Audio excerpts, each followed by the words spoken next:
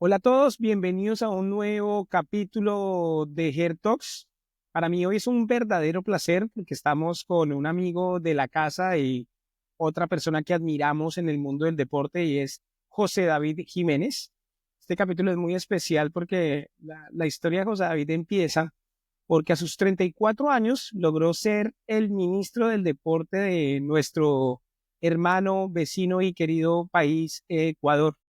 En ese orden de ideas con Carlos Buitrago, quien es socio de la oficina, nos pusimos a buscarlo y amablemente decidió esta invitación para compartir mucho conocimiento en este capítulo. Así que voy a hacer una breve introducción, José, acá con un tema de cómo nos conocimos. Yo a José tuve la oportunidad de conocerlo en el año 2020. De hecho, fue una clase en su maestría donde él vino aquí a la ciudad de Miami y antes de que cerraran los aeropuertos, me acuerdo mucho de esa clase, tuve la oportunidad de hablar de mercados emergentes en el fútbol y ahí fue la primera vez que conocí a José y después, bueno, vamos a ver en la conversación cómo, digamos, esta amistad ha crecido a lo largo de los años. Así que, José, bienvenido, muchísimas gracias por tu tiempo. Sabemos que tienes una agenda muy apretada. Hola César, ¿qué tal? Y muchísimas gracias por tus palabras. Para mí es un gusto estar aquí y poder compartir contigo y con la gente de GER, que los considero como unos hermanos. Te felicito por la idea que tomaste, por la idea que tomaste y la decisión que tomaste de asociar ya finalmente a Cabe. Es un excelente abogado, pero mucho mejor ser humano y qué bueno que sumes en tu equipo a una persona que comparta eso, porque sé que tú también eres una excelente persona. Bien mencionas que nos conocimos en Miami y justo en esa época de pandemia donde pronto iban a cerrar los aeropuertos, que nos tuvimos que volver a Madrid y bueno, hace un par de años también que nos pudimos ver en México, en FLAR, donde también pudimos compartir. Así que no, para mí es un placer estar aquí. Bueno, José, el placer acá, bueno, es mutuo y ya con amigos esto se hace muy fácil. Entonces, bueno, cuenta que digamos que la idea que tenemos con el Talks es compartir mucho conocimiento y pues vamos a aprovechar. Acá también hay un tema muy importante y es que, pues tú como yo seguramente empezó un amor por el deporte y que gracias a la vida, pues hemos podido trabajar en eso. Entonces, José, digamos, lo primero que tenemos que por preguntarte es cómo nació tu interés por el deporte y cómo influyó en tu vida profesional. Bueno, yo siempre digo que soy un deportista frustrado. Desde pequeño practiqué muchísimos deportes, desde el surf, fútbol, en algún momento entrené básquet, hockey, tenis, eh, béisbol también. Entonces siempre he estado bastante involucrado con actividades deportivas desde pequeño. Y ya cuando me gradué de abogado, siempre estuvo esa búsqueda de con qué complementar la carrera. Bueno, ahí justamente en algún momento surgió la idea de estudiar derecho deportivo y así conectar mi profesión con mi pasión, que siempre fue el deporte. Entonces, digamos que tú fuiste siempre deportista, por decirlo así, no un deporte en específico, sino que tuviste la oportunidad de probar varios. ¿Es así? Sí, igual me quedé con dos, que eran los que mejor hacía. Me quedé con el surf, me quedé con el surf y con el fútbol, que creo que es donde mejor puedo manejarme. Bueno, para los que no saben, José es de Guayaquil, entonces, claro, es una ciudad que está premiada por el mar y que obviamente el surf es un deporte que se facilita. Y una pregunta que siempre le hago a los abogados, digamos, claro, pues porque uno también tuvo la misma experiencia, uno empieza la carrera jurídica, pero después de encontrar ese camino por el derecho deportivo, ¿cómo lo hiciste para relacionarlo? Porque cada uno pues tiene su historia diferente. ¿Tú cómo lograste, como decir, bueno, me voy a enfatizar y me voy a concentrar en mi pasión? Siempre estuve entre dos alternativas. La una era estudiar derecho marítimo porque siempre he estado con el tema del surf, con una conexión fuerte con el mar y ya estaba un poco decidido a estudiar eso. Guayaquil es una ciudad portuaria, tiene puertos privados y tiene puertos públicos y son algunos. Y después En el camino fui investigando, fui viendo alternativas, porque yo siempre quise hacer la maestría afuera. Haciendo esta investigación, di con justamente la maestría en Derecho Deportivo que ofrecía el ISDE y me metí a averiguar y la verdad es que la decisión fue muy fácil ya en ese momento de tomar. He a un lado mi idea de estudiar Derecho Marítimo y obviamente me decanté por seguir justamente la rama del deporte, pensando también que en nuestra región no está tan bien explotada, aún menos en Ecuador.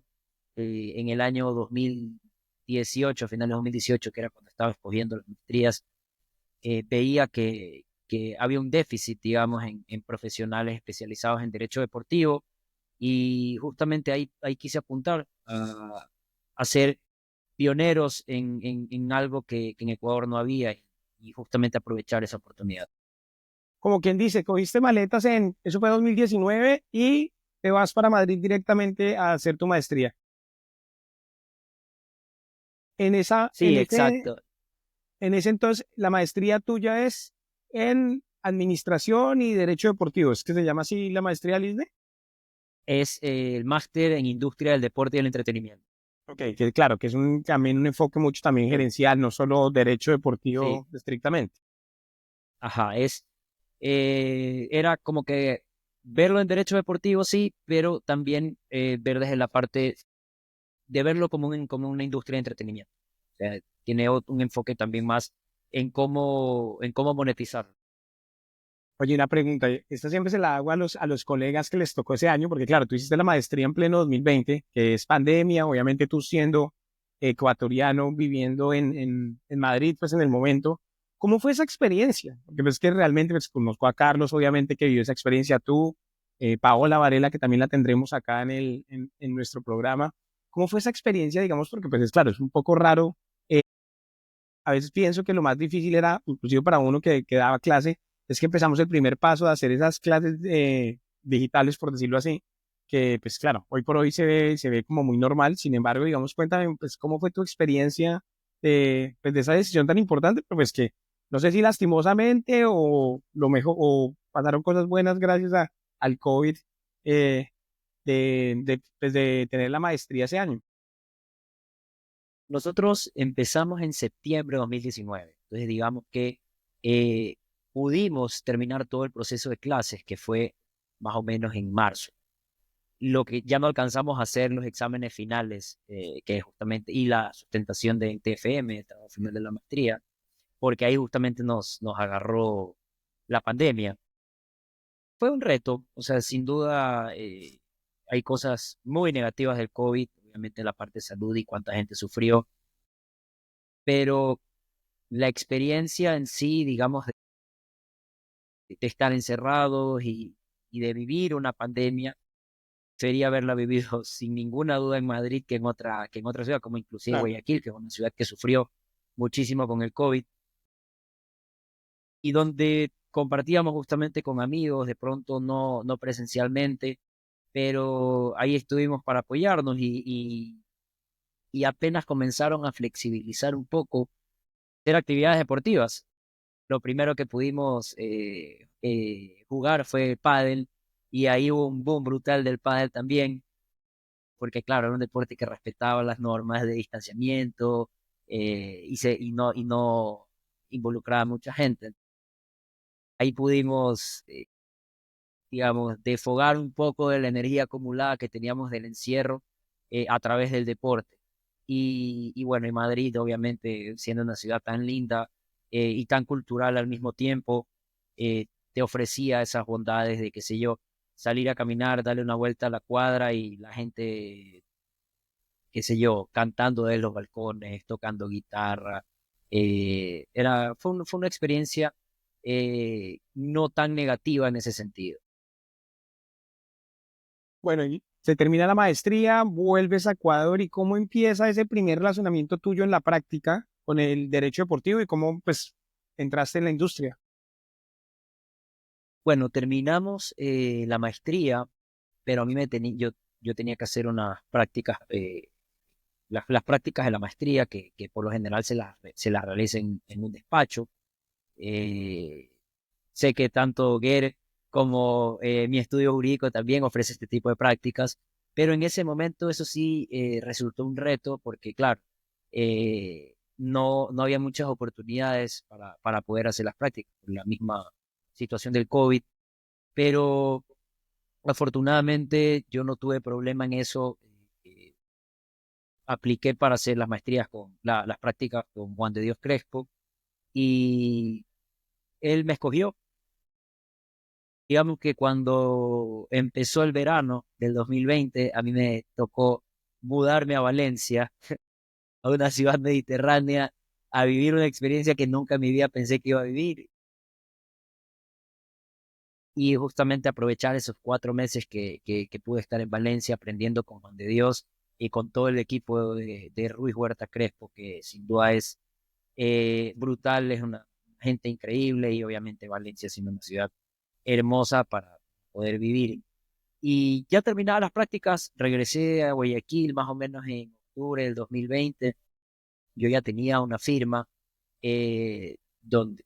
juntamente con mi socio, él estaba a cargo de impulsar parte de derecho deportivo eh, y yo llegué, digamos, a la firma a darles también este impulso que ya lo veníamos buscando desde hace algunos años atrás.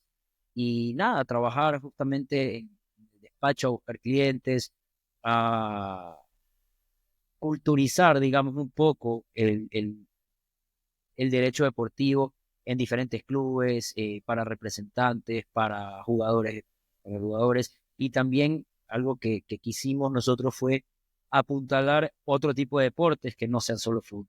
Y creo que lo pudimos lograr incluso antes de entrar al mercado del fútbol. Entonces empiezas a emprender, por decirlo así, a desarrollar tu negocio en el estudio jurídico, con legal, para los que no saben. Es una firma de derecho deportivo especializada en Ecuador principalmente y ofrece los servicios, como decía muy bien José, de asesoría a agentes, clubes, atletas, ¿hacen temas de representación? No hemos hecho temas de representación, pero no estamos cerrados a eso en el futuro próximo, sí. Ok, entonces así empieza con legal y bueno, me imagino que ya ahí empieza el camino y acá viene la pregunta.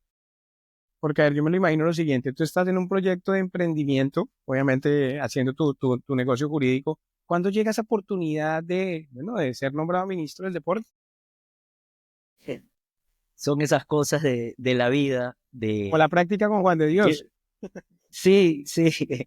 Eh, bueno, yo conozco al presidente de la República desde hace muchos años.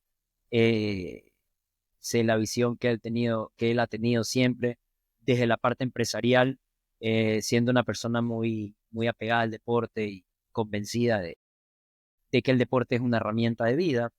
Eh, Él en ese momento era asambleísta de acá de Ecuador.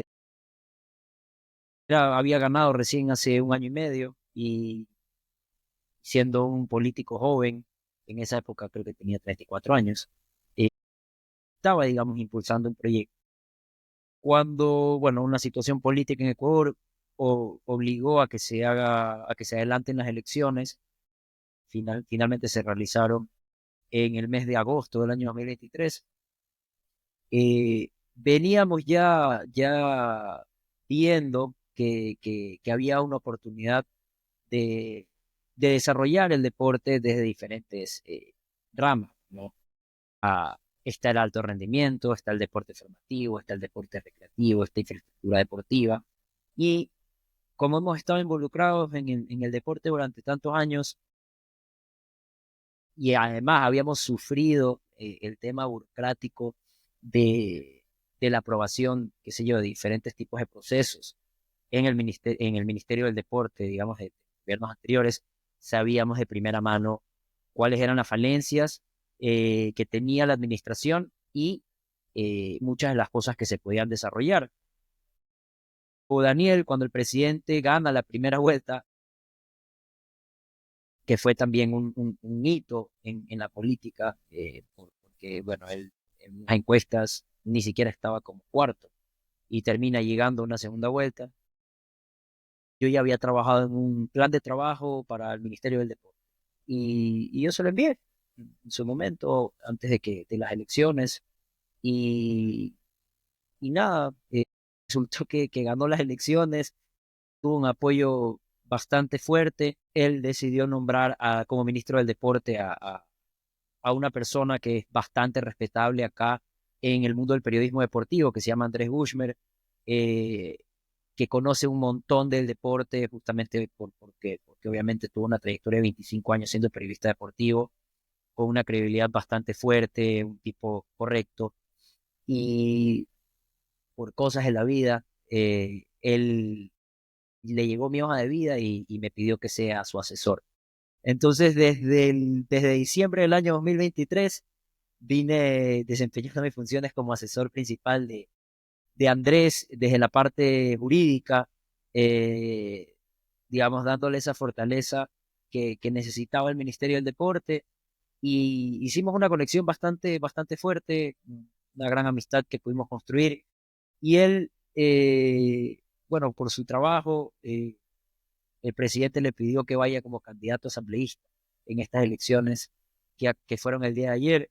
Y claro, por eso él tuvo que renunciar y el presidente tomó la decisión de designarme a mí como ministro. Entonces fueron una sucesión de eventos afortunados que me llegaron a sentarme aquí. Estar siempre en el lugar que corresponde, definitivamente. Uno podría aprender de esta historia. Bueno, pues entonces yo lo que observo por lo menos es que tú tenías muy en tu cabeza más o menos un proyecto para el desarrollo del deporte en Ecuador. Y acá viene la pregunta que siempre hay que hacer, porque pues una cosa es tenerlo en el proyecto, otra cosa es ya cuando entras a ejecutarlo. ¿Qué retos y desafíos has encontrado, digamos, en esa cartera del Ministerio del Deporte que tú dices profesionalmente? No me imaginé que fuera así, que lo tenía en el papel, sin embargo, en la ejecución puede ser bastante complicada. Sí, bueno, hay diferentes puntos que atacar. La situación de la infraestructura deportiva del país es bastante preocupante. En su gran mayoría pertenece a organismos deportivos como federaciones provinciales, ligas cantonales, ligas barriales, eh, y donde el deporte ha venido sufriendo un recorte presupuestario por lo menos en los últimos 10 años. Ahí es donde se visibiliza justamente este recorte que ha venido teniendo. Ese es un reto bastante fuerte que lo hemos venido asumiendo. El primer compromiso que tuvo el presidente justamente fue que no se recorte el presupuesto en deporte y por primera vez en 10 años no se recortó, pero obviamente no alcanza. Y nos encontramos trabajando en mecanismos para buscar un incremento para eso. Eso es en la parte, digamos, de infraestructura deportiva que es bastante complicada, pero que estamos justamente ya con alternativas para hacerlo y ya nos encontramos desarrollando 12 proyectos de infraestructura que se van a inaugurar este año en todo el país. El otro, que no tiene mucho que ver con el tema presupuestario, es la institucionalidad en cambio de organismos deportivos, como federaciones nacionales por deporte, federaciones provinciales o ligas, han venido recayendo en el mismo grupo de personas donde no han desarrollado el deporte o desarrollado la actividad como mandan sus propios estatutos. Hemos visto, qué sé yo, que una Federación Nacional por Deporte, primero fue presidente un señor, después de 2 periodos fue presidente su hijo y después su hermano, para no dejar nunca el poder de la administración de estos organismos deportivos. Y eso también ha sido un reto bastante importante, el de devolverle la institucionalidad a diferentes organismos deportivos. Yo ya venía con eso, con esa idea muy clara desde que entré con Andrés como asesor, pero o sea, no teníamos en mente que iba a ser un asunto político bastante fuerte. Y así es, o sea, no, me ha tocado, digamos, aprender que hay mucha política involucrada en el deporte y eso sí ha sido un poco chocante. Y en ese tema también quería preguntarte, y porque lo hemos visto con otras personas que están involucradas en el deporte, ¿qué tan fácil ha sido o difícil? Digamos, claro, porque tú eres la cabeza y tienes que ejercer cierto liderazgo, poner de acuerdo a todos los actores, Que al fin y al cabo, claro, todos hablamos de que sería muy bonito que todos estuvieran de la mano. Sin embargo, pues existen los celos entre federaciones, deportes que son más poderosos que los otros. ¿Cómo ha sido esa experiencia realmente desde la cabeza, desde tu liderazgo para manejar tanta, pues, tanta política, tanto interés, tanto, pues, tantas cosas que se cruzan pues, en esta industria? Sí, sabes que no me ha resultado tan complicado. Obviamente hay organismos deportivos que son mucho más complejos que otros y porque históricamente han venido teniendo un distanciamiento con el Estado central, por obvias razones, porque ha habido, digamos, un abandono del deporte de gobiernos anteriores desde hace por lo menos 15 años. Y es lógico que no solo organismos deportivos, sino también deportistas al principio hayan tenido una desconfianza en el sistema, porque realmente se han visto perjudicados en gobiernos anteriores. Pero no resultó tan complicado porque somos una administración bastante transparente y bastante de frente cuando tiene que tomar decisiones o cuando tiene que no solo tomar decisiones, sino conciliar decisiones con diferentes organismos deportivos, no solo en temas de presupuesto, sino en organización de algún tipo de eventos, en aprobación de procesos administrativos, em, qué sé yo, en renovaciones de directorios, en procesos eleccionarios. Antes se tenía, digamos, lo usual era que las cosas se hagan, digamos, que salgan ya, que dejemos nomás, faltan tres requisitos, no importa que salga ya. Nosotros desde el principio fuimos bastante radicales con el cumplimiento de la norma y eso es algo que lo venimos igual conversando y trabajando con diferentes organismos deportivos, incluso clubes también de fútbol, donde tenían que respetarse todos los requisitos que establecía nuestra ley del deporte y el reglamento de la ley del deporte.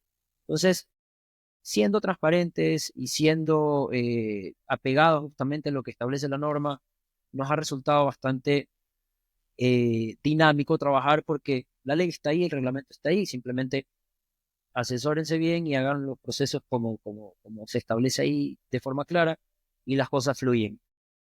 Además, que somos una administración de puertas abiertas, por más de que de pronto exista alguna discrepancia de pensamiento con algún organismo deportivo, estamos convencidos del buen gobierno en el deporte y de respetar el ecosistema deportivo. Justamente habrán federaciones que tienen otra ideología, que tienen otra forma de trabajo, pero hay que trabajar de la mano, porque es lo que le transmito a los deportistas y también a los dirigentes deportivos, es que si no vamos todos para el mismo lado, quien se perjudica es el deportista directamente y por ende también al propio organismo deportivo que es el que está a cargo de impulsar. Hay un proyecto en Ecuador que se ha venido hablando mucho en los últimos tiempos, que es lo de las sociedades anónimas deportivas. ¿Cómo va eso? ¿Cómo lo has visto? ¿Cómo va el tema, pues, de que esperemos que el día de mañana sea una realidad? Bueno, nosotros como gobierno nacional, como Ministerio del Deporte, estamos convencidos de que Ecuador debe tener una alternativa al régimen que tiene actualmente el deporte, particularmente en el fútbol, que es donde más se mueve justamente este tipo de mercado y donde también buscamos otros deportes que tengan esta proyección. Y esta alternativa justamente consideramos que deben ser las sociedades anónimas en el deporte. Nosotros hemos visto y hemos tomado como referencia ejemplos de otros países, el caso de Colombia, el caso de España en el 93, el caso de Chile a principios de siglo, y obviamente hemos buscado aprender de los aciertos y los errores de otros países. Estábamos impulsando justamente un proyecto donde existe esta posibilidad de aumentar los regímenes que existen actualmente. Actualmente solo se pueden ser clubes privados sin fines de lucro, ¿ya? Pero no existe otra figura autorizada para poder tener un régimen de administración de clubes. Y nosotros justamente lo que estamos impulsando es eso, que las sociedades anónimas deportivas ingresen al sistema deportivo de una forma optativa. Nosotros no tenemos una visión de obligar a que alguien tenga que acogerse a un régimen impuesto por el Estado, sino que sea algo optativo y que sea, digamos, que se tenga la libertad de los socios, que tengan la libertad de elegir si es que quieren acogerse a un nuevo régimen, que lo único que va a buscar justamente es transparentar la actividad económica. Ecuador, obviamente, siendo un país que viene sufriendo muchísimos años el golpe de grupos de delincuencia organizada, de, de fondos ilícitos, y donde es un secreto a voces que estos fondos, o que se está utilizando al fútbol, más claro, para lavar estos fondos. Entonces, las sociedades anónimas en el deporte justamente entran, además para hacer un régimen transparente de administración, de responsabilidad legal en las contrataciones que se puedan hacer, en las obligaciones que se contraigan de los clubes, también para transparentar estos fondos. Eh, Esto se lanzó a través de un proyecto de ley que obviamente aquí entra otra vez una parte política, porque es la Asamblea Nacional la que tiene que aprobar estos proyectos emitidos o propuestos por el Ejecutivo, por el presidente de la República. Sé que lo tiraron abajo, pero tenemos la potestad de volverlo a enviar y justamente estamos esperando el momento oportuno de volverlo a impulsar porque es una visión que tiene el presidente de la República y es compartida obviamente por esta cartera de Estado. Nosotros creemos y estamos convencidos de que las sociedades anónimas en el deporte van a abrir un abanico de oportunidades de inversión en el deporte. No, y total, y si uno ve, digamos, ya la comparación en Latinoamérica, que tú lo decías muy bien, las sociedades anónimas deportivas han traído mucha inversión al deporte como tal y pues cada vez más mejorando los resultados. Es claro que la industria necesita dinero. Y acá viene otra pregunta, porque aparte que pues, la inversión es necesaria para desarrollar este tipo de proyectos, ¿qué crees que le falta más al deporte ecuatoriano para seguir dando esos pasos de calidad? Lo digo porque pues últimamente uno podría decir los últimos 10 años pues, han tenido excelentes resultados, digamos la clasificación al Mundial de Qatar, los Juegos Olímpicos que lo hicieron muy bien, digamos si lo comparas a nivel latinoamericano. ¿Qué crees que más faltaría como desarrollar desde ese lado público que podría darles mejores resultados?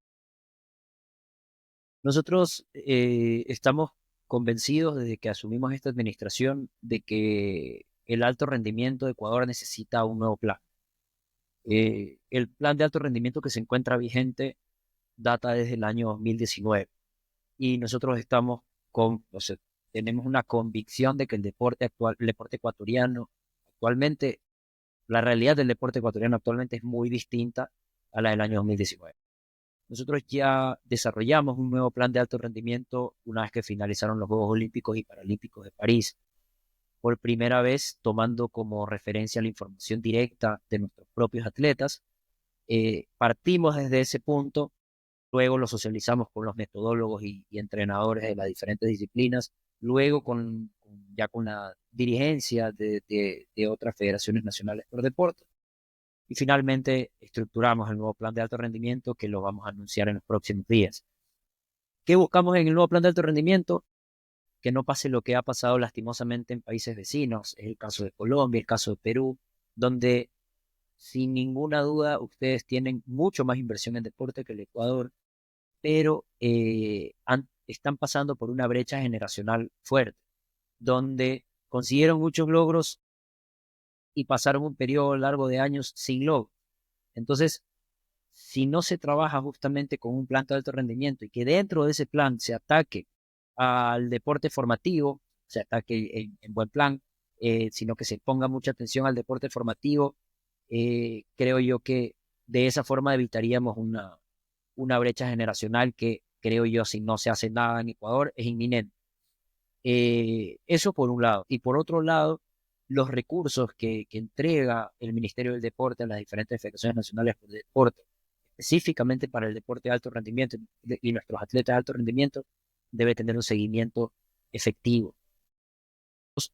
Tenemos un comité de alto rendimiento compuesto por funcionarios del Ministerio del Deporte, Comité Olímpico Ecuatoriano, un delegado de deportistas, un delegado de federaciones.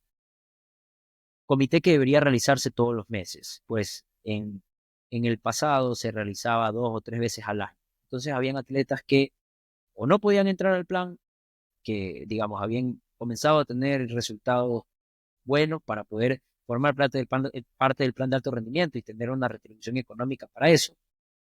Y además también habían atletas que incluso ya se habían retirado y seguían recibiendo el dinero como que si fueran todavía atletas activos. Eh, y eso nada más es voluntad, eso no es que necesitas más inversión. Eso simplemente es hacer un seguimiento, reunirte y hacer el seguimiento metodológico.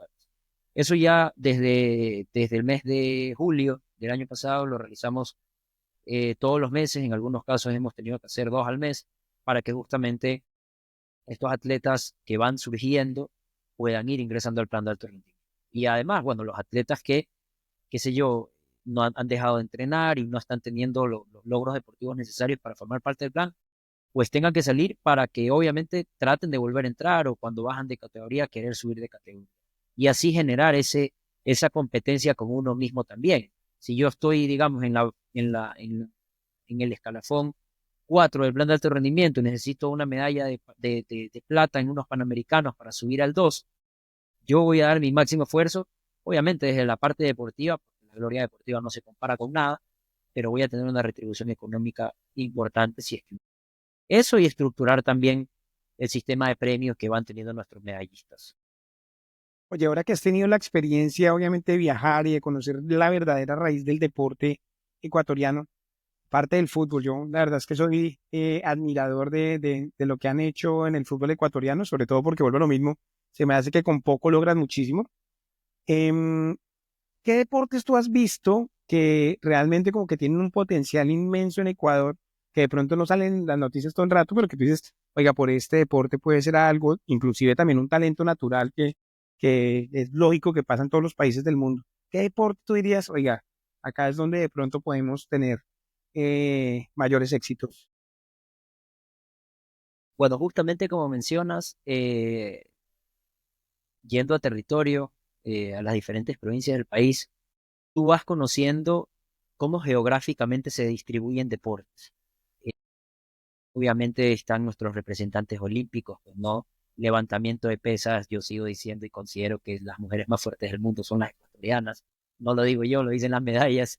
Pero en muchas partes del país, de la Amazonía específicamente y de la parte norte de la sierra, existen eh, atletas femeninas de levantamiento de pesas que uno dice, no, ¿cómo salen? No se logra entender justamente por qué en estos lugares específicamente el deporte se ha desarrollado de una forma tan empírica, pero a su vez tan efectiva. O sea, tenemos 4 medallas en los 2 últimos Juegos Olímpicos solo en levantamiento de pesas. Eh, bueno, el ciclismo, obviamente, todo lo que nos ha dado Carapaz, lo que está haciendo ahora Jonathan Narváez, que es algo increíble, algo que nos ha puesto en podio mundial. La lucha, que es un deporte donde nuestra representante Lucía Yepes tuvo medalla de plata y donde el oro estuvo a nada, compitió con una luchadora japonesa que era una bestialidad, pero Lucía viene haciendo un trabajo en lucha, no solo ella, sino también compartiendo con otros atletas de lucha, donde hemos visto también un potencial increíble. Bueno, en la parte del atletismo, justamente en la marcha olímpica también, pues no tenemos en París una medalla de oro, una medalla de plata, la medalla de oro y de plata Jefferson Pérez también.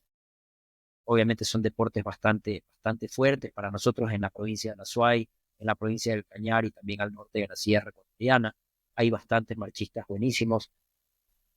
Algo que me ha dejado impactado es el boxeo también. En diferentes sectores del país, digamos en Guayaquil, el boxeo es, creo yo que en los deportes de lucha, en los deportes de contacto y de artes marciales, nosotros tenemos un potencial que lo estamos obviamente ahorita explotando, pero que no se había visto antes. No solo lucha, está boxeo, está el jiu-jitsu. Nosotros, si tú te metes en las noticias, un ecuatoriano gana una medalla de oro en jiu-jitsu en cualquier lugar del mundo. Y tú dices, ¿cómo? Bueno, tenemos campeones mundiales de jiu-jitsu y así en otros deportes de artes marciales. Y en la parte de la costa hemos visto también que hay deportes que se han considerado de élite, pero que la verdad es que si se hace un desarrollo bueno en sectores costeros, en ciudades costeras, se puede impulsar el velerismo en sus diferentes comunidades. También tenemos muy buenos representantes en velerismo y es una disciplina que creo yo se puede desarrollar de una forma con un estudio sociológico interesante, por ejemplo, en la ciudad de Manta, donde uno pensaría que un velero, digamos, unipersonal o lining, diferentes modalidades que hay, son bastante costosos, pero la realidad es que no son tan costosos como uno piensa. Y nosotros tenemos un talento innato en la navegación, nuestros pescadores, y ahí también pueden surgir buenos veleristas eh, en la ciudad de Manta, en la provincia de Manabí. Dependiendo geográficamente, hemos visto bastantes deportes que creo yo tenemos bastante potencial para desarrollar. Bueno, José, para ir terminando, ¿cuál fue el mayor aprendizaje en esta experiencia de ministro? Eh, bueno, me ha tocado aprender a escuchar más, sin ninguna duda, a poner las ideas de otras personas antes que las mías. Eso ha sido un reto bastante interesante, eh, porque claro, uno viene con una visión y piensa que las cosas solo pueden desarrollarse de pronto como uno las tiene pensadas, pero acá tienes que escuchar a muchísimos sectores eh, que tienen diferentes formas de pensar y tú tienes que satisfacer necesidades dependiendo obviamente de a quién se las estás destinando, de quién esté recibiendo los servicios. Eh, Aprender a escuchar a los deportistas ha sido sin ninguna duda no un reto fuerte o complicado, sino un aprendizaje bastante positivo. Trabajar de la mano con los deportistas ha sido para mí una experiencia increíble. Diferentes disciplinas, entender las necesidades que tienen, entender por qué a veces se puedan molestar y con toda la razón del mundo. Estar abiertos también a que te escriban a cualquier hora y obviamente es parte del trabajo de entregar tu número de teléfono y decir escribe cuando quieras y de verdad hacerlo. Eso también ha sido un reto fuerte, un reto importante y también saber llegar a diferentes dirigentes deportivos.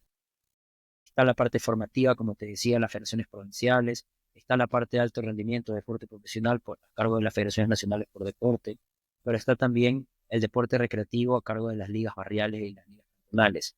Entonces, cada organismo deportivo tiene su particularidad y uno tiene que encontrar la forma de llegar porque, como te decía hace un momento, si no remamos todo para el mismo lado, es el deporte el que se perjudica y al final todos estamos trabajando para lo mismo, y indistintamente de la ideología política o de quién te lo esté pidiendo o de con quién tengas que sentarte a trabajar, por el deporte tienes que sentarte a trabajar con todos, no siendo exclusión a nadie. Entonces, eso ha sido también un reto positivo, un reto bastante positivo porque justamente tienes que saber llegar y tienes que aprender a escuchar. Ese digamos es el centro de cómo llegar a acuerdos. Y el momento que te llevas para toda la vida. He visto cómo representantes olímpicos que de pronto uno no dimensiona lo grandes que son en la historia del deporte ecuatoriano, trabajan por sus comunidades. Eh, Eso es algo que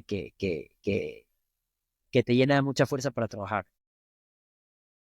Ver cómo está ese trabajo desinteresado también, para además de ser un atleta de élite mundial y tener que trabajar para seguir en esa élite mundial, tenemos atletas que están trabajando para, para desarrollar su deporte en las comunidades de donde salieron, que son bastante complicadas.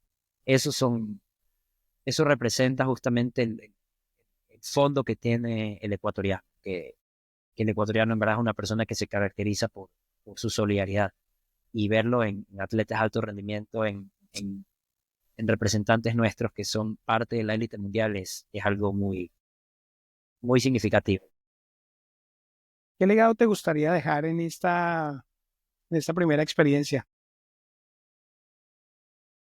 Bueno, yo creo que vean a futuro, que vean esta administración como una administración que trabajó de la mano con el deportista, eh, que buscó que el deportista solo deba preocuparse por entrenar y por competir. Y en esto para mí se centra justamente la administración. Eh, que el atleta no tenga que preocuparse por nada más que entrenar desde la parte recreativa a la parte formativa, que tenga la implementación necesaria para hacerlo, que esté entrenando desde su niñez en espacios seguros y dignos también para poder entrenar, y que en toda su trayectoria, desde la parte recreativa, pasando por la parte formativa y hasta la parte profesional, ellos solo se preocupen por entrenar y por competir. Yo creo que ese es esa es la misión que tenemos nosotros y por la que estamos trabajando. Que lo que siempre suelo decir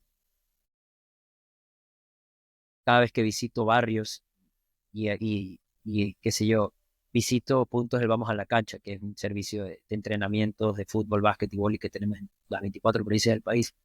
Lo que les transmito a los chicos es que de la misma forma como empezó Daniel Pintado, como empezó Glenda Morejón, como empezó Jefferson Pérez, como empezó Neicidad, Lucía Yepes, es la misma forma como las que están empezando ellos. Simplemente tienen que tener la misma disciplina, la misma fortaleza mental y la misma determinación y el objetivo llega. Entonces nosotros simplemente como administración tenemos que ser esa herramienta para que ellos tengan la posibilidad de hacerlo. Nada más. Ya la última pregunta, ¿qué consejo le darías a esa persona que quiere mezclar su pasión con su profesión? Y ahora que has llegado a un cargo de mucha responsabilidad, ese consejo de vida que le darías a esa persona que te ve a ti como un ejemplo. Bueno, es medio cliché lo que voy a decir, pero es mi experiencia personal y yo tengo que transmitirles eso. Es que uno, si tiene la idea de hacer algo eh, y está metido en su cabeza por más de 3 meses, es porque están convencidos de que lo quieren hacer. Yo creo que ese es el primer paso para tomar una decisión importante. El segundo es que toda capacitación académica que busquen, sea una maestría, sea un curso, lo que sea, una inversión que están haciendo en uno mismo. Podrá parecer caro, podrá parecer barato, lo que sea, pero es una inversión que están haciendo para ustedes mismos.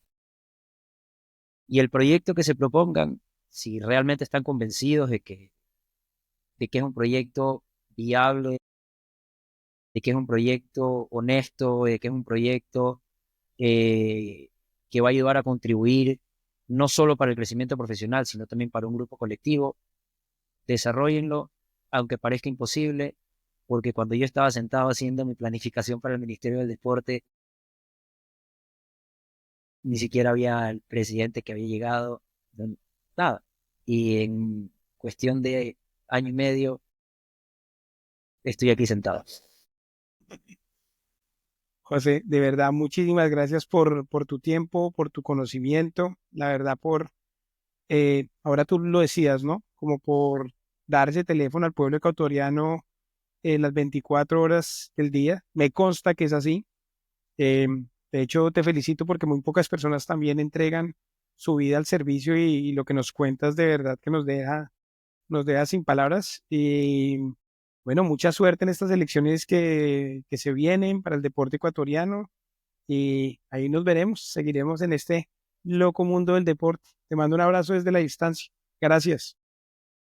Gracias a ti y gracias por este espacio. La verdad es que no lo he tenido en todo este tiempo que vengo siendo ministro y qué bueno compartir con amigos. Te felicito igual por el trabajo que estás haciendo. Eh, Tu despacho, además de desde la parte profesional, que eso habla por sí solo, también tiene un sentido de responsabilidad social. Y eso se transmite, lo transmites tú, lo transmite Cabe y creo yo que el resto del equipo. Así que no solo está en emprender, que obviamente tú lo hiciste hace algunos años ya y yo también lo empecé a hacer posterior a ti, sino en transmitir esa visión y que la gente vea que son una firma que actúa de forma transparente y que eso, digamos, un poco en contra del sistema o de lo que la gente piensa que es el común denominador, que de pronto es el trabajo sucio. No, o sea, uno puede trabajar de forma transparente, con honestidad, y los resultados siempre van a venir. Creo yo que eso es algo que compartimos y por eso es que existe tan buena relación de amistad. Muchas gracias.